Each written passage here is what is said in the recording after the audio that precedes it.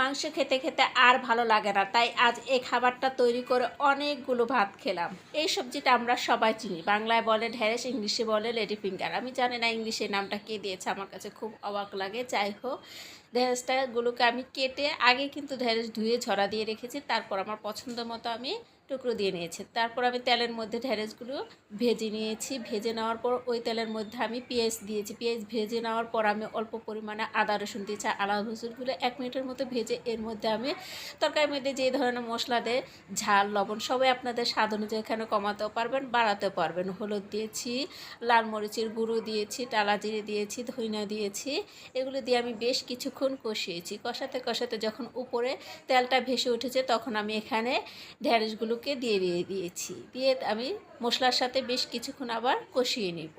এবার আমি পাকা কাঁচামরিচটা এখানে দিব, দিয়ে ঢেঁড়সের সাথে কিছুক্ষণ কষিয়ে নিব। আপনারা চাইলে কাঁচাটাও দিতে পারেন। আমি সৌন্দর্যের জন্য এখানে পাকা লালটা দিয়েছি, যাতে দেখতে সুন্দর লাগে। তারপরে এর মধ্যে আমি পরিমাণ মতো পানি দিব।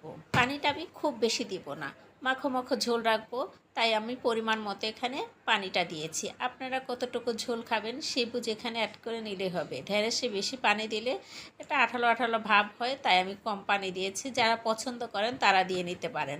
আর আমি এটাকে কোনো রকম ঢাকনা দিয়ে ঢাকবো না, কারণ ঢেঁড়সগুলো আমি যখন ভেজে নিয়েছি তখনই বেশি অর্ধেক সিদ্ধ হয়ে গেছে, আর এই পানিতে বাকিটাও সিদ্ধ হয়ে যাবে। আপনারা চাইলে এখানে আবার সরিষা বাটাটাও দিতে পারেন, ওটা দিয়ে আবার রান্না করলে অন্যরকম মজা হয়। তবে আমার কাছে এভাবে খেতে ভালো লাগছে, আমি এভাবে তৈরি করে খেয়েছি। আমি চেক করে নিচ্ছি আমার ঢেঁড়সগুলো সিদ্ধ হয়েছে কিনা। সম্পূর্ণ সিদ্ধ হয়ে গিয়েছে। আর ঝোলটা আমি এর চেয়ে বেশি কমাবো না, এরকমই রাখবো।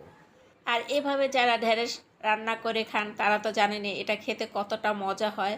আর যারা না খেয়েছেন একবার হলেও খেয়ে দেখবেন, অসম্ভব মজা লাগবে। আর এখন তো আরও বেশি মজা লাগবে, কারণ গরু মাংস খেতে খেতে আমাদের মুখে একটা অরুচি এসে গেছে।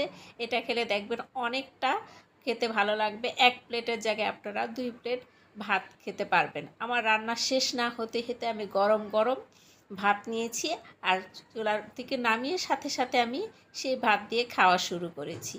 আমার কাছে এত ভালো লেগেছে কি আর বলবো। আর ঢেঁড়সগুলো দেখেন কতটা নরম হয়ে গিয়েছে, তাই আমি ভাতের সাথে সাথে সেই পাকা মরিচ আর ঢেঁড়স ভাত নিয়ে খাচ্ছি।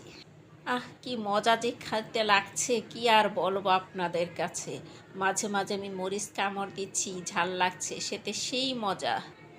আল্লাহ হাফেজ, ভালো থেকেন আমার প্রাণপ্রিয় ভাই ও বোনেরা। যদি ভিডিওটা ভালো লাগে তাহলে লাইক কমেন্ট শেয়ার করতে ভুলবেন না। আল্লাহ হাফেজ।